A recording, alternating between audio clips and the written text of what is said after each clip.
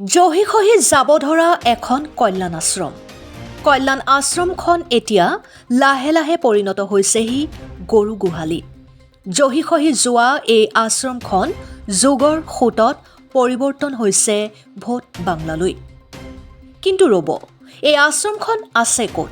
সবিশেষ জনাম আমাৰ এই প্ৰতিবেদনত। আমি ক'ব বিচাৰিছোঁ বিহালীত অৱস্থিত কল্যাণ আশ্ৰমখনৰ কথা। বিহালী সমষ্টিৰ অন্তৰ্গত ১৫ নং ৰাষ্ট্ৰীয় ঘাইপথ বিহালী তিনিআলিৰ পৰা দক্ষিণে ১০০ মিটাৰ নাতি দূৰৈত অৱস্থিত ১৯৫২ চনতে অসম সেৱা সমিতিৰ নেতৃত্বত স্থাপন হোৱা এটা ৰাজহুৱা অনুষ্ঠান বিহালীৰ কল্যাণ আশ্ৰম। বিগত দিনত এই ৰাজহুৱা অনুষ্ঠানত বিভিন্ন দল সংগঠন ৰাজহুৱা সভা সমিতি অনুষ্ঠিত কৰি আহিছিল। তদুপৰি এই আশ্ৰমখনত চৰকাৰী আঁচনিৰ উইভিং চেণ্টাৰ প্ৰশিক্ষণ কেন্দ্ৰ হিচাপেও বিহালী অঞ্চলৰ শিপিনীসকলে বিভিন্ন সময়ত প্ৰশিক্ষণ গ্ৰহণ কৰি উপকৃত হৈছিল। উল্লেখ্য, বিগত সময়ছোৱাত বহুদিন ধৰি প্ৰয়াত সমাজ সেৱক লক্ষ্মীকান্ত চাহুৰ তত্বাৱধানত এই অনুষ্ঠান সুচাৰুৰূপে পৰিচালনা কৰিছিল আৰু কোনো ক্ষয় ক্ষতি নোহোৱাকৈ চলাই আছিল। কিন্তু যোৱা ২০১৭ চনত চাহুদেৱৰ মৃত্যুৰ পিছত এই অনুষ্ঠান ক্ৰমান্বয়ে জহি খহি যাব ধৰিছে। জহি খহি যোৱা এই আশ্ৰমখন যুগৰ সোঁতত এতিয়া পৰিৱৰ্তন হৈছে ভোট বাংলালৈ। এতিয়া লাহে লাহে আশ্ৰমখন পৰিণত হৈছেগৈ গৰু গোহালিলৈ। এই ক্ষেত্ৰত আজি ৰাইজে সাংবাদিকৰ আগত প্ৰতিক্ৰিয়া প্ৰকাশ কৰিছে আৰু লগতে অসম সেৱা সমিতি আৰু বিশ্বনাথ জিলা প্ৰশাসনক আহ্বান জনাইছে এই কল্যাণ আশ্ৰমখন পুনৰ উজ্জীৱিত কৰিব লাগে বুলি। বিশ্বনাথৰ পৰা পলাশ প্ৰিয়মৰ প্ৰতিবেদন, বিহালী সংবাদ অসম।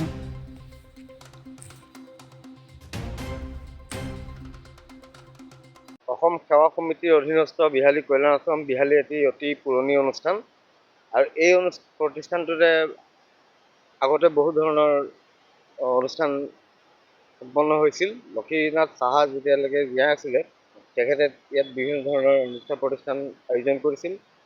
যিখিনি আমাৰ হাইস্কুল শিক্ষান্ত পৰীক্ষা তথা উচ্চতৰ মাধ্যমিক পৰীক্ষাত কৃতিত্ব অৰ্জন কৰিছিল সকলোকে তেওঁ মাতি আনি ইয়াত সম্বৰ্ধনা জনাইছিল। তাৰোপৰি তেওঁ বিভিন্ন ধৰণৰ অনুষ্ঠান প্ৰতিষ্ঠান ইয়াত সম্পন্ন কৰিছিল। আমি ইয়াত বিভিন্ন ধৰণৰ অনুষ্ঠান আগতে কৰিছিলোঁ। তেখেত ঢুকোৱাৰ পিছৰ পৰাই এই অনুষ্ঠানটো মানে জহি হৈ গৈছে। আপোনালোকে নিশ্চয় দেখা পাইছেই অনুষ্ঠানটো ইতিমধ্যে সম্পূৰ্ণ জৰাজীৰ্ণ অৱস্থা। গতিকে আমি এই অনুষ্ঠানটোৰ পুনৰ ইয়াক আকৌ জীয়াই তুলি আকৌ বিহালীত নৰূপ দি পেলাই বিহালীত যাতে সৰ্বাংগীন উন্নয়নৰ কাৰণে এই অনুষ্ঠানৰ পৰা বিভিন্ন ধৰণৰ পদক্ষেপ গ্ৰহণ কৰিব পাৰি তাৰ কাৰণে প্ৰচেষ্টা আগবঢ়াবলৈ বিভাগীয় কৰ্তৃপক্ষক আমি বিনম্ৰভাৱে অনুৰোধ কৰিম। মই জনাত এই বস্তুটো 52-53 চনৰ পৰা আছাম সেৱা সমিতিৰ আণ্ডাৰত বনোৱা হৈছিল। কিন্তু আজিটোৰ প্ৰতি এই অনুষ্ঠানটোৰ প্ৰতি চৰকাৰেও মাহিৰ চকুৰে চাইছে। আমাৰ সেৱা সমিতিৰ ফালৰ পৰাও তেওঁলোকে একো সুবিধা কৰিব পৰা নাই, যাৰ কাৰণে আজি অনুষ্ঠানটো তিলকৈ ধ্বংস হ'ব ধৰিছে। ইয়াত এতিয়া বিহালী পৰিণত হৈছে। গতিকে মই ভাবোঁ, মই আজি আপোনালোকৰ যিহেতু অনুৰোধ কৰিছোঁ এই বস্তুটোৰ প্ৰতি অকণমান চকু মেলি চাওক আৰু ৰাইজৰ যিটো উপকাৰ হয় সেইটো ব্যৱস্থা কৰিলে মই খুব ভাল পাম।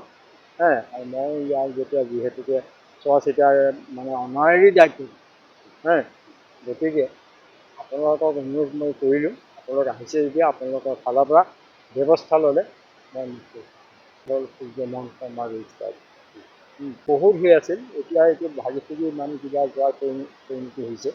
গতিকে এতিয়া আপোনাৰ যেনেকৈ সভা সমিতিও বহুত দিন হোৱা নাই, আৰু আমাৰ মন্ত্ৰী MLA MP যিমান ইয়াত আহে তেওঁলোকে সদায় সভা পাতে কিবা পাতে, কিন্তু এই জেগাটো বা অনুষ্ঠানটো দেখি আজিলৈকে তেওঁলোকে প্ৰায় আজি 10-12 বছৰৰ পৰা তাৰ আগতে চলি আছে। যি নহওক অলপ চলপকৈ চলি আছে।